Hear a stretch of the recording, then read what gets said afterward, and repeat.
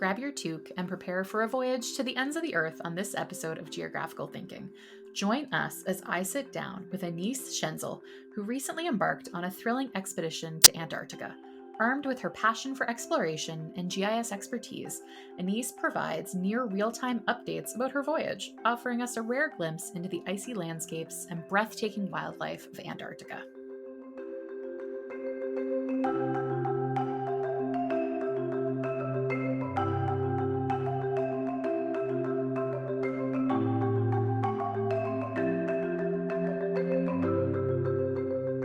Welcome back to Geographical Thinking. I'm Michelle Brake, and I'll be your guide as we explore ideas, stories, and conversations through the lens of geography. Joining me today is Anais Schaenzel, a GIS consultant working with New Zealand's Esri distributor, Eagle Technology. But Anais is more than just a consultant. She's an adventurer with a passion for conservation. In January, Anais embarked on an expedition to the sub-Antarctic islands of New Zealand and Australia, as well as Antarctica itself. Her mission? To educate others about the unique flora and fauna of these regions and advocate for their protection. Armed with GIS technology, Anais tracked the expedition's progress, sharing daily updates and captivating photos to bring the journey to life. Now back on solid ground, Anais is utilizing the power of GIS to continue her advocacy efforts and ensure the preservation of these landscapes for future generations to come. Thank you for joining me today, Anais, and welcome to Geographical Thinking. Thanks, Michelle. It's awesome to be here. Yeah, and we recently had a chance to touch base and see each other in person while we were at the Dev Summit in Palm Springs back in March. We did. Yeah, it was Yeah, lovely to and meet you in person. Been an it exciting was, year for me. right? Between coming to the US for that trip and then visiting Antarctica. Busy year. Yeah. Did you get some other vacationing in around the conference? I headed up to San Francisco, actually. I explored the US a little bit. It was my first time there as well. So, yeah, great start to the year for me. No complaints at all. Amazing. And now, while New Zealand is relatively close to Antarctica compared to some places like where I'm visiting, or I guess where I'm calling from in Canada, it's still an undertaking of an adventure, and most people can only dream of taking this kind of adventure. How did your trip to Antarctica come to be? Yeah, absolutely. So I think people often perceive New Zealand as being quite close to Antarctica. It actually took us probably about 3.5 days to get down there. We did do stops to the subantarctic islands, so I don't know the exact amount of time it would take. But that's still quite a decent journey, in my opinion. But this kind of whole opportunity came to me through a scholarship, which is called the True Young Explorers Scholarship, run through Heritage Expeditions, which is the company and the ship that I went with. They offer this opportunity to young people 30 years and under, not just New Zealanders, it can be for anyone around the world. And it's kind of to give the young adults the opportunity to embark on an adventure of a lifetime and visit locations you would not really be able to get to easily otherwise. So as part of this voyage, we also visited the subantarctic islands of New Zealand and Australia, some of them. And this is kind of quite a very difficult place to get to, these locations. They're very limited to the amount of people that can go, and it's actually a very important, or they are very important places to New Zealand's biodiversity, and you don't learn that much about them. So the whole idea about the True Young Explorer Scholarship is that the scholars come back and they will tell their story and become like ambassadors for the places that they have visited. So for me, the subantarctic islands and Antarctica. And through telling your story, the hope is that we would advocate for future generations or for people to continue protecting these places that so few people visit, so few people kind of know about or know much about, to ensure that they stay protected for generations to come. That sounds like an amazing program to showcase such amazing and ecologically important areas of our planet. I know going to Antarctica has always been one of my dreams, so hearing that this is something that could be open to people around the globe is pretty exciting. And Absolutely. yeah, I really enjoyed following along with the insight into your trip's day-to-day activities and the images you were able to share. I saw it early on. I think it was around day 5 or 6, maybe. So it was still on the way down to some of the sub-Antarctic islands and the islands south of New Zealand. Um, Eagle Technology, as your distributor down in New Zealand, had shared your experience builder that had all the information. And I was like, this is really cool. I want to follow this along, but also bring you on is great to hear more about it. I'm wondering, how did the idea to live blog and map the progress of your trip come about? Yeah, it's a good question. So I had always wanted to kind of tell the story through the power of maps. That was my idea. I didn't really know how I was going to do that. And when I brought this up with my work, Eagle Technology, they were really supportive and they said they could offer me the platform to kind of host this. And then the idea kind of developed further. And we're like, well, instead of, creating something when I'm back, why not actually do it live while I'm there and have like daily updates and track the whole journey 24/7? And so that idea kind of came about that way. So what actually ended up happening is I used field maps to track the whole journey and 24/7, and I wrote daily updates, attached images, and those would then sync up to an experience builder on a daily basis. That was the idea.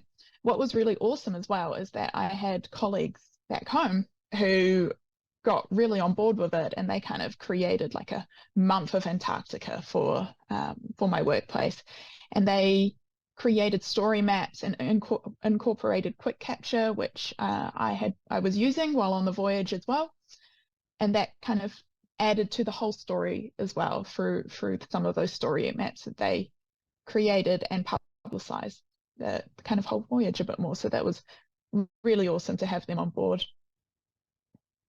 And it's great to hear how supportive your office was and your colleagues, that you got to go on this adventure, but it's still somewhat of a team effort in the behind the scenes. Like it takes a village to raise a child. It takes a village to support maps. Um, Absolutely. Yeah, no, it was yeah. really awesome to have that support while I was on the voyage, and I had kind of very little chance to communicate with them as well. So I kind of left it in their hands, and when I came back and read through everything they'd done, I was blown away.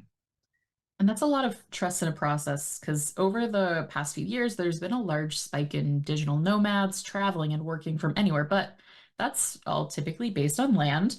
What technology did you use to make this all work? And were there any challenges that you faced with the posting of the updates and getting connected every day? Yeah, so I went with field maps to do my updates purely for the fact that I wanted to be able to do it offline. And the reason for that was because I didn't know what my connectivity was going to be like. My workplace then kind of offered me a box, like a Starlink, portable Starlink box that I could take called the Eagle Mobile Comms box. And this is essentially a box that holds a Starlink dish and it runs off batteries. So it's got the batteries in the box as well. And it allowed me to wheel it out on a daily basis, set it up, connect to internet through satellites for a few minutes, and easily sync up my updates. And that allowed me to do it daily. The kind of unsure or the uncertainty we had was how well it would work in the Antarctic region. So if you look at maps of Starlink satellites around the globe, the concentration of satellites around Antarctica hugely decreases. And so we weren't really sure if I was going to get connection down there at all, but I still wanted to be able to write my updates kind of on a daily basis so that it was fresh in my mind. So it was important for me to have an offline mode.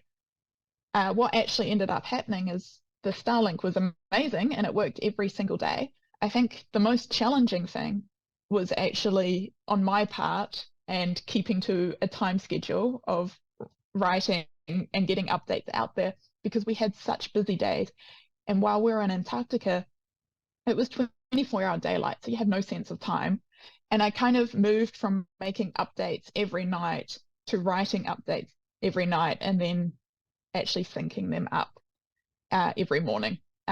Because the nights, we ended up doing excursions at like 2 in the morning, and at that point, I just wanted to go to sleep rather than set up a Starlink, even though it only takes a few minutes. I needed my sleep as well. That's understandable. Being refreshed and ready for the adventure, I feel like is a big part of it. And as someone who did follow along while you were posting, from my side, it all looked like it worked great. Very seamless experience from an armchair adventurer. That's Um, good to hear. yeah. But seeing the landscape and animals that you encountered were some of my personal highlights from your postings. I'm sure with everything being a high point on the trip, was there any one aspect that stood out as being a highlight or anything that surprised you? Yeah, you're right. Everything was a highlight. So it is very difficult to kind of choose one thing. But for me, I have a science background, and the wildlife there really stood out to me in the subantarctic islands and in Antarctica. So one of the, I think, most amazing days I had was on Macquarie Island. And we got to walk onto this beach that had two penguin colonies, the royal and king penguins, and just walk in amongst these penguins, trying to keep a 5 meter distance, which was almost impossible because they would come up and kind of scout you out and give you a sniff and check you out. They were very inquisitive. And you could just sit there or stand there for hours and watch these penguins. It was an absolutely incredible day. I could imagine the don't pet the wildlife rule is a very hard experience. I don't know if you've seen that the meme of the child who's like, I want to pet that dog, but it's a bear. Very much me with animals out in the wild sometimes. Yeah, yeah, you've got to be careful, and you definitely have to be careful in these places that I visited because there's so little human interaction, and we don't want to be bringing anything to them that could, cause an effect, cause a bad effect. Which is a very important point. And I know we have similar things here in Canada where, like, if you're going from Nova Scotia to Newfoundland via ferry, like, they check over your vehicles to make sure there's no soil or specific things you're taking. Or if you fly to the Hawaiian Islands, there's very specific rules of what you can or can't bring with you. Mm, Biodiversity security, very big deal. Um, I guess one thing yeah, I'm wondering, massive. because I've heard some gossip about penguins that they're a little on the smelly side. Can you confirm or deny? Are the seals making up rumors? Oh, well, the seals are pretty smelly themselves, so it would be fair enough if they were making rumors. But the penguins, they do definitely smell. You can smell them before you see them, I would say. But I think if you've got a good scarf that you can put around your nose and the wind direction's blowing in the right way, it's bearable. Okay, that's good to know. Plan in advance for a scarf and headgear if encountering penguins and seals. Absolutely. Yes. Yeah, I would count seals in that list, definitely. Okay, good to know. I guess anything else about the climate that may have surprised you? I know I've heard it can be a little dry down there. Yeah, that really took me by surprise. So we kind of spent a day slowly approaching Antarctica, and you could kind of see it getting bigger and bigger. And you know it's a big kind of frozen continent, uh, but you don't really realize it, I think, until you see it. And we kind of started seeing like these mountains appear, and like icebergs and ice and penguins, and it was just became more and more real as the hours went by on that day. And it was just beautiful to see. It's such a vast and empty continent, and it gives you a perspective of what a place can be like with very little kind of human interaction. There's not much on Antarctica other than scientific bases and some tourism. But the other thing that really stood out was the dryness, as you say, of Antarctica. You can really feel it on your skin. I was lathering myself up with moisturizer to just try and stay moist. But the other thing was we kind of walked amongst Adelie penguin colonies, and it was really cool to see. But what took me by surprise, and I didn't realize this was going to be the case, is that the penguins that unfortunately die, they mummify rather than kind of rot because it's such a dry, cold place. And so the colonies are actually scattered with these mummified penguins, and it's a bit kind of morbid, but I guess it's the reality of life there. The other thing, I guess, is we had the opportunity to visit some historical huts. So Shackleton's hut, Scott Hut, from explorers from over 100 years ago in Antarctica, some of the first. And these huts have been just kind of preserved in this place because it's so dry and nothing rots. So it's like stepping back in time more than 100 years ago. It was really cool to see. No, and that's really interesting to hear because I know in the Canadian Arctic and some of the polar deserts and tundra regions, that dryness and things being preserved does happen as well. So it's interesting to see the parallels in similar types of climates, which would make sense with rules of geography of similar things being similar. But definitely interesting to hear about the preservation, which I know we see with some of the like explorer buildings and things. Interesting to see some parallels there. Now I'm wondering, in what ways has your experience in Antarctica impacted your perspective on the environment or conservation of the Arctic climates? Yeah, it's a good question. So what was really cool was during this voyage, we had kind of guides that would specialize in different areas, and they would give us lectures when we kind of had a free period to talk about what we had seen or were going to see. And it gave us a really kind of good understanding of how things work or how the kind of ecosystem in these places work. And what they also talked about was kind of the impacts of human, and you could kind of see it. So when we went to Macquarie Island, for example, one of the penguin colonies is massive. It just takes over the whole beach. But on this beach are some kind of big drums, and these drums used to be used to boil penguins. And way back then, they kind of desiccated the penguin population, but they've come back and they've taken over this beach and surrounded these drums, and that's kind of quite cool to see. That after some kind of regulations were put in place, these species can jump back to a similar population to what they had.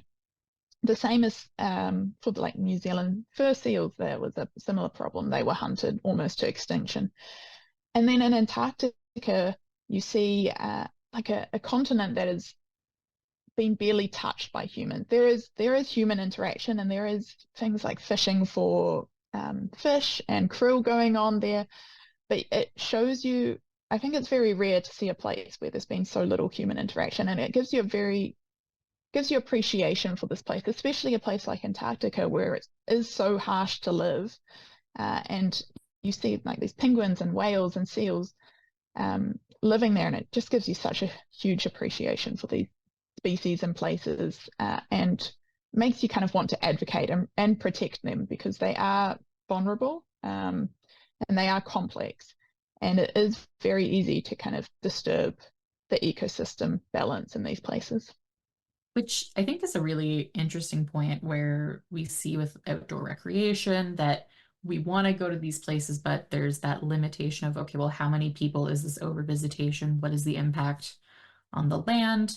And it's the hard part of adventuring of what is the balance. And I'm always wondering, like, how can we better communicate this? So I'm wondering, in terms of what comes next, has this inspired you to want to pursue further conservation or advocacy work? Yeah, so the geo blog for me was kind of a fun thing to do during the journey. I didn't go into much detail, kind of about facts and figures or anything like that. I talked about what I was seeing and doing every day, to kind of get the word out there, I guess. But I would really like to kind of take some of those learnings that I got and expand on those, and again, probably use GIS concepts to do this, because that's the route I've gone down, and that's what I like to do. So my hope is to, further expand kind of my geo blog and provide more information about some of those learnings I had. The other idea that myself and a friend who also got the scholarship and was on the ship with me had, we kind of want to create like a program for schools, or go to schools and actually tell them or tell these students our stories, because I think the best way to communicate is to go to like students and the younger generation and get them excited or interested in these places so that throughout the generation, these places will stay protected. The other thing is the sub-Antarctic islands in New Zealand. As I've said, they're very important to New Zealand's biodiversity. They have species that aren't found anywhere else in New Zealand, but we actually learn very little about them. And I think kind of a change in that education would be beneficial, and I think would really interest a lot of students around New Zealand. I think that's another great point, and I think it resonates here within Canada because we have the territories and some northern parts of provinces that people don't really get to visit. They don't get to experience. So we have to hear about them through secondhand and get an appreciation that way for ecologically important areas. And it's Mm. such an important thing. Yeah. So I'm wondering, do you have any advice to people looking to champion conservation or contemplating trips to these areas that they're passionate about conserving? Yeah, it's tricky because these places are very difficult to get to. As I've been saying, there's there's not really regular ferries that go to the sub-Antarctic islands or, Antarctica. You have to be a scientist or, get a scholarship or be able to afford a cruise down to these places, which is something that young people usually can't do, which is the great thing about the scholarship. It gives young adults the opportunity to do this. But I think even if you have an interest in these places, you can do a lot from kind of your own home, your own bedroom, and educate yourself about these these places and kind of lobby or advocate for them from where you are. And you never know, maybe an opportunity will come up like it did for me, and you'll be able to go to these places and visit them for real. But you're right, it's very difficult to kind of have a balance between how many people can visit these places that have very little human impact versus, how much should we protect them from humans? Yeah, and I think coming into that, for a future episode that we're doing of geographical thinking for a game show episode. So listen closely, you'll get your answers now for a future episode. I know for Antarctica, for visitation last year, I was surprised with some of the numbers for visitation that cruise only visits were just under 33,000. Um, Makes sense. Okay. Fair amount of people staying on the cruise, not getting off. Deep field visitors, so people going further from the coast and actually going into the continent, whether that's for research purposes or some adventure purposes. That was 821. Okay, that's small number, small impact, but landed visits, so people keeping fairly close within a few kilometers of the shoreline, was 71,000, which surprised me as such a large number when I think, okay, well, like how many people go to Everest Base Camp every year, like that get permits and things? Well, that number is even higher than that. How the balance between like outdoor recreation, which we do need to help enable some scientific research and conservation. So those deep field visit numbers make sense there, but how much visitation is too much visitation? And I never know, like, because Antarctica is such a collective of geopolitical groups, how do you manage that? I guess any thoughts on Yeah, that? you're right. It's complicated um, because in a way you need people to go to these places so that they maintain an interest or, like me, tell people their stories. But then at the same time, you can't have everyone visiting these places because they won't be what they once were if you have mass tourism. In Antarctica, it is kind of like a geopolitical thing because there is the Antarctic Treaty, which is signed by 56 nations. And it kind of designates Antarctica as a natural reserve that's devoted to peace and science. So no one has one claim over Antarctica, really, right? And how do tell people, oh no, you can't visit, right? Everyone kind of has a right to go to Antarctica in a way. Um, that I guess the good thing there is that there are so many nations that are wanting to protect Antarctica, and everyone has kind of this one goal. And that's not really found anywhere else around the world that I know of. So I think that makes Antarctica quite special. I suppose the other thing is in Antarctica, they have this kind of thing called the IOTO, and it's the International Association for Antarctic Tour Operations, and it kind of provides regulations and guides for responsible travel in Antarctica. So we kind of touched base before in the podcast about biodiversity and kind of protecting these places. So we, before we went to Antarctica or the subantarctic islands, we kind of went through a big process of cleaning all our gear and making sure we weren't bringing anything to these places. And when we were at these places, we were keeping distances from animals as best we could. As I said, penguins is sometimes difficult to. But other kind of animals we were keeping our distance from, and we were kind of trying to not bring or leave a big footprint per se, right? And I think that helps to reduce the amount of impact that tourists are having in Antarctica. But you're right, 70,000 people on land, and it's over a couple of months, right? Because you go over summer. That I can imagine that is a big impact that needs to probably, be regulated. And how do you do that? Not sure I have the answer to that.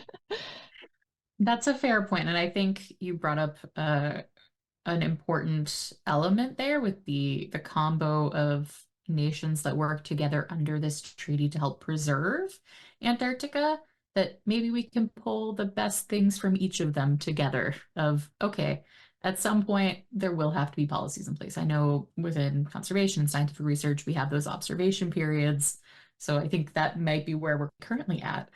And eventually we'll get to the point of what comes next. So hopefully we can grab the best bits and bobs from all of them.